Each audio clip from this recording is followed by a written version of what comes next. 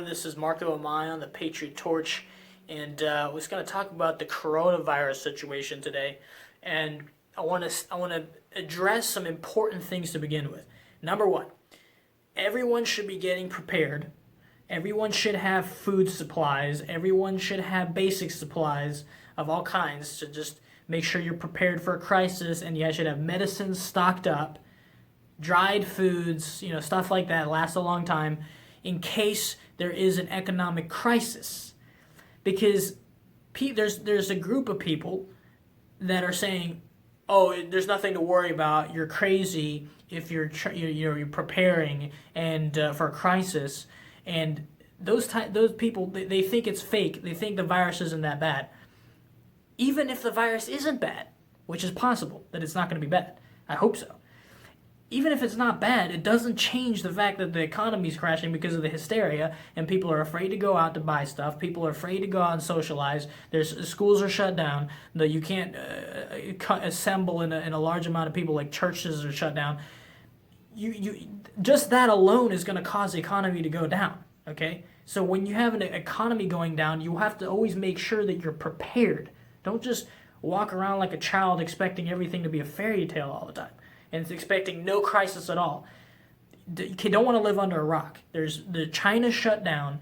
Their businesses are shut down. There's a lot of people out of jobs. There's a lot of people sick. There's a lot of people dying. Okay, so it is possible that it could be bad. It's possible. Okay. Yeah, the media is hyping it up like crazy. It's the end of the world. It's all Trump's fault. That's suspicious to me that they're using this as a political tool, and I'll get into that. But make sure that you're prepared because, yeah, you don't want to be so scared that you're curled up in a fetal position and you're so filled with fear it's going to affect your immune system because you don't want to be negative. You want to be positive, have a level-headed attitude, but you don't want to be caught in something, in a crisis without having what you need. It's just like the reason why we buy guns. We need it, but we have it, okay, even when we don't need it, because we want to make sure we have it when we do need it. We don't want to be caught in a situation where you need it and you don't have it. It's the same thing with being prepared with survival foods and medicines and supplies. You want to have it, not need it. You don't want to need it, not have it. That's just just common sense, okay? And I want to dig deeper, okay, about what is the coronavirus, where did it come from, why is it here, is it possible that this was intentional, that this was an intentional release of a virus? Because there's two possibilities. It was completely natural, right? The first possibility is completely natural, that there's completely random happening, an accident of some kind maybe, but completely natural, and it's spreading all over the place, all of a sudden infecting a bunch of people and people dying and stuff, right? Or it could be man-made. It could be a man-made virus, which is more likely that that's the case because it came from Wuhan. It came from right where there's a Wuhan University laboratory that's a biosafety level 4 lab, which is like the highest level, top security level laboratory you can have because of the danger of the materials that they use and the substances. It's a top security laboratory that makes viruses. And then people are going to think that it's very likely that the virus is natural, that all of a sudden the virus that comes right next to the lab that makes viruses, okay, it's very possible, it's more likely that the virus was released from the laboratory. And then some people say it could be an accident or it could be intentional, but it seems like, from my perspective and all the things put together, it looks intentional. Because let's analyze the whole global situation. The virus is coming at an amazingly convenient time politically.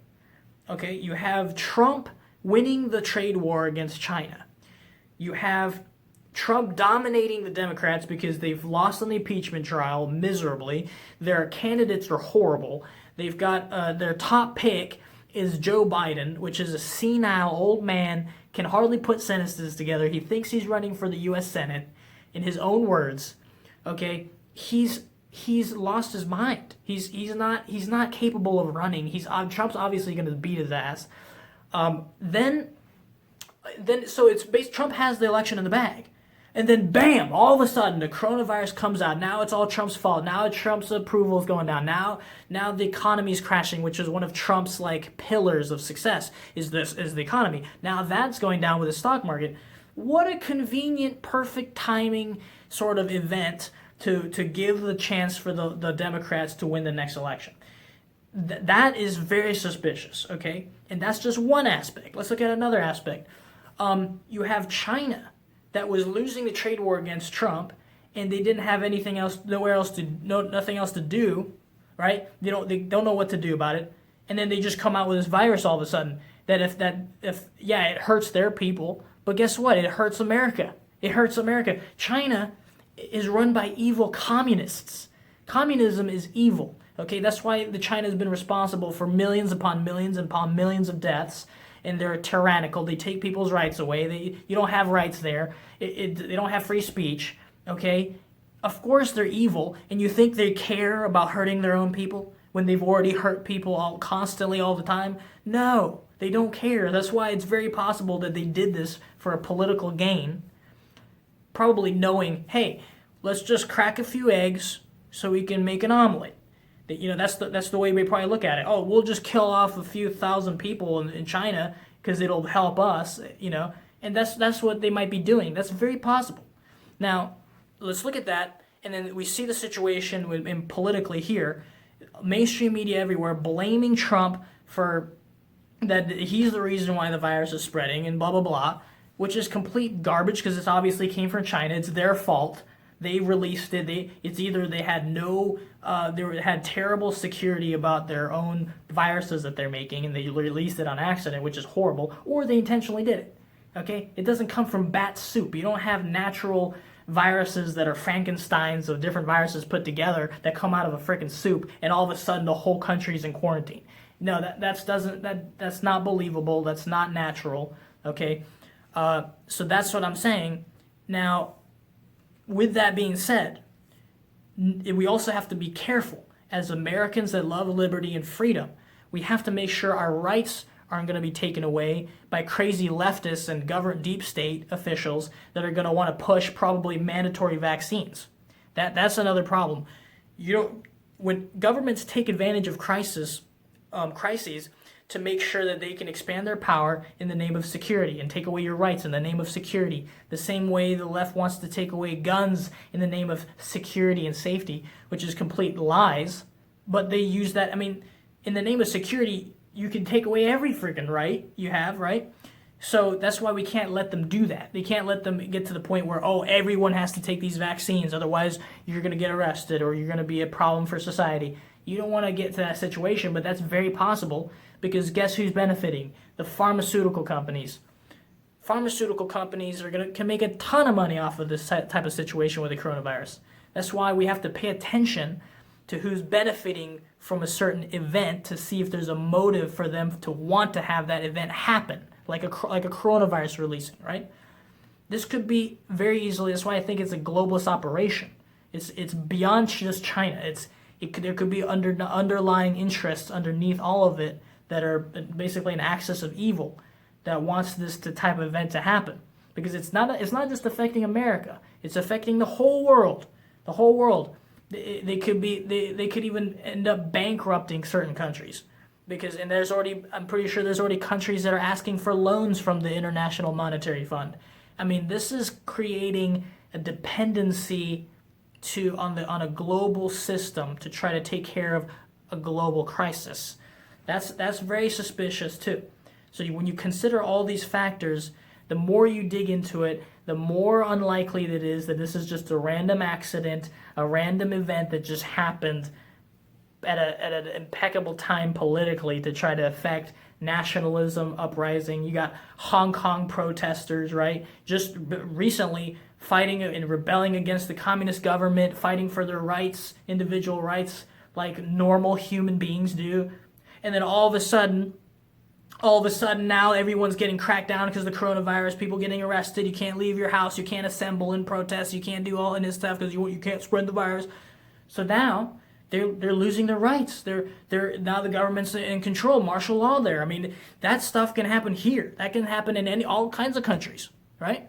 That's why it's very suspicious that this happened, and we need to think about it and not disregard different possibilities because it's a conspiracy theory. Oh, like as if it's a crime to have a theory about what's happening. That's very possible. You know what I mean? Like the mainstream culture is trying to get you blinded to just looking at it in a one-dimensional manner.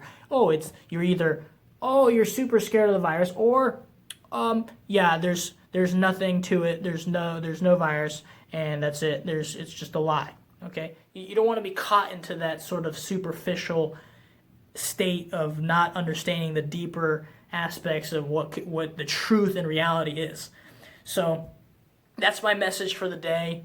Wanted to share that with you and make sure you're prepared. And we need to pray to God to make sure that we are protected, and pray to Jesus, because any weapons forged by the enemy will not prevail against us. Okay, we have to be vigilant, be prepared, know how to fight back, and not fall into the trap of the mainstream media hype and whatever lies they're spewing now. We want to make sure we pay attention to every angle and to protect our rights from being taken, no matter what the type of crisis this turns into. Okay, and hopefully it's not a big deal and it all goes away. Hopefully. Okay, if that's the case, great. I'm happy about that. But intelligent people are logically going to be prepared just in case it's bad. And there you go. That's my message for the day. So I'll see you in the next one.